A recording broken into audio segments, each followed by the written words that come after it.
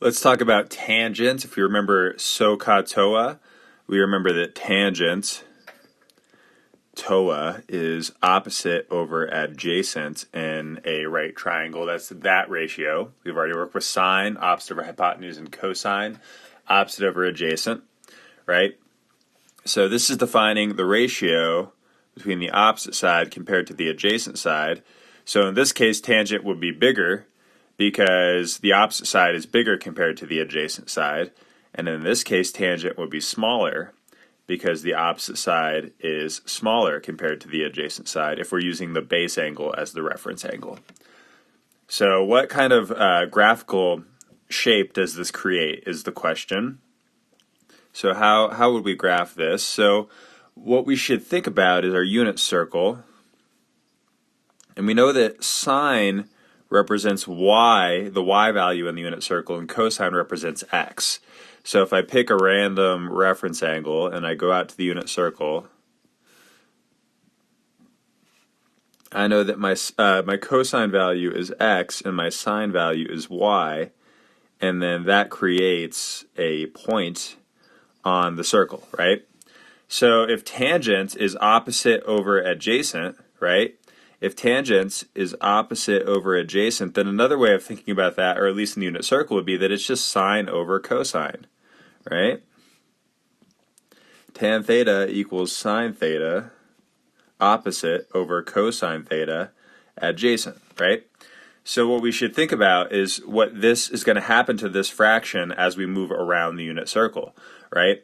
Well, if we remember that sine is y and cosine's x, then another way of thinking of this would be rise over run, right? So that now takes us to the fact that tangent in the unit circle is just the slope of the hypotenuse, right? The slope of this line. So that's helpful when thinking about the graph because we can just look at what's happening to the slope and then that can give us an idea of what the output of the graph should be. So if we split up our x-axis, okay, by pi over 2, the first quadrant, okay, then we have the second quadrant, and then the third quadrant, and then the fourth quadrant, then we should just think about what's happening to the slope in each of those quadrants. So if we draw out our unit circle again, let's not do it there because our graph is going to be there. So if we draw out our unit circle, okay, we'll notice that when the angle is 0, we have a flat line. The slope is 0, okay? So that means that when the angle is 0, we must start out with a slope of 0, right? Now what happens to the slope as that angle gets bigger? The slope seems to be getting bigger, right?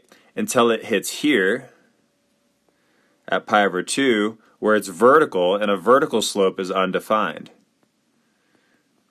Which makes sense because at that point we have sine is 1 and cosine 0, right?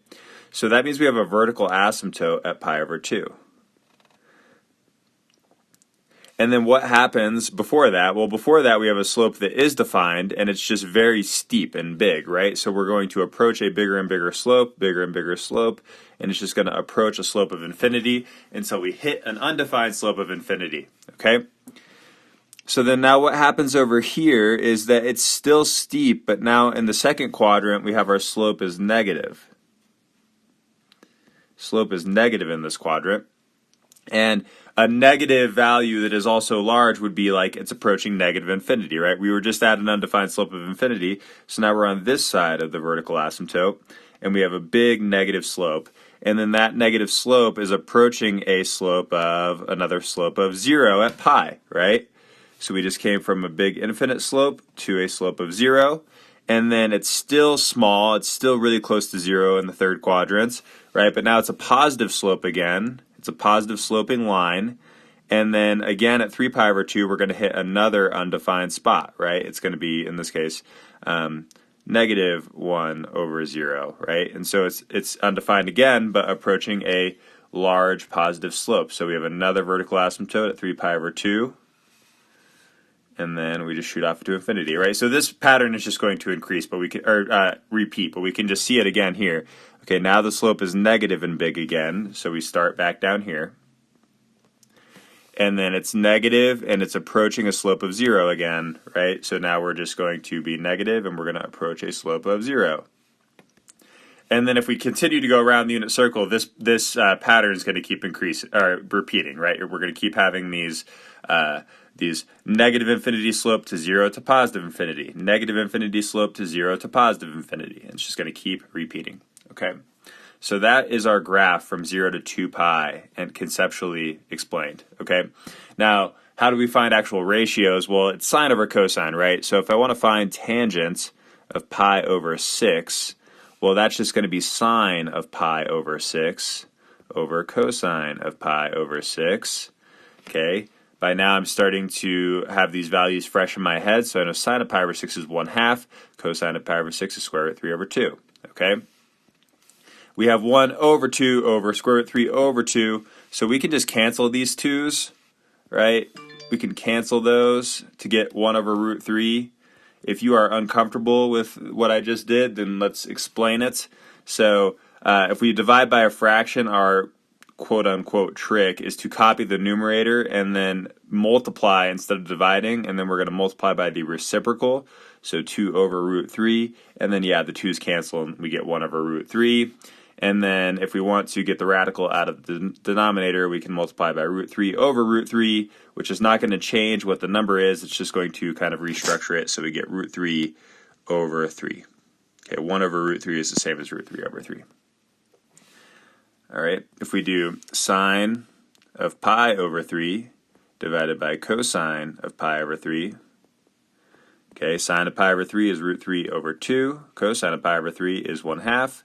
Again, we can just cancel those 2's because it's root 3 over 2 over 1 over 2. They have the same denominator.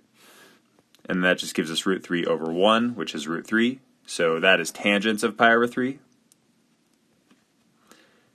And then finally, we can do tangent of pi over 4, which is just going to be sine of pi over 4. What's that? Root 2 over 2.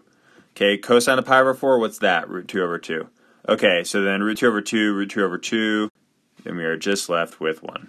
Okay, so then the only other thing you'd have to worry about is if we're in some random quadrants, and so when is tangent positive versus negative, right?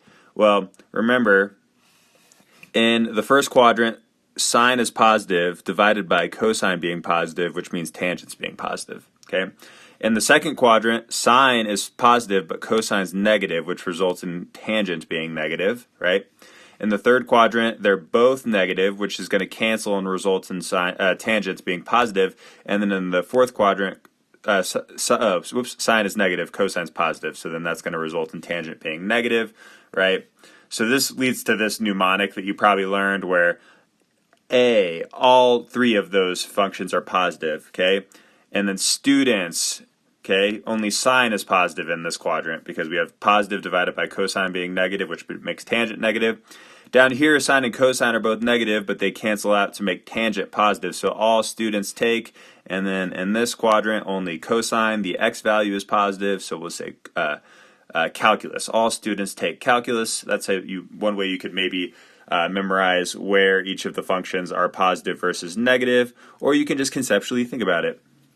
But anyway, if I say, what is tangent of 7 pi over 6, right? Well, we can remember that tangent of pi over 6 was root 3 over 3, and then 7 pi over 6 is also going to be root 3 over 3 because that's in the third quadrant. If I did tangent of 5 pi over 6, then that would give me negative root 3 over 3 because that is in the second quadrant where tangent is negative. Okay, that's all for now.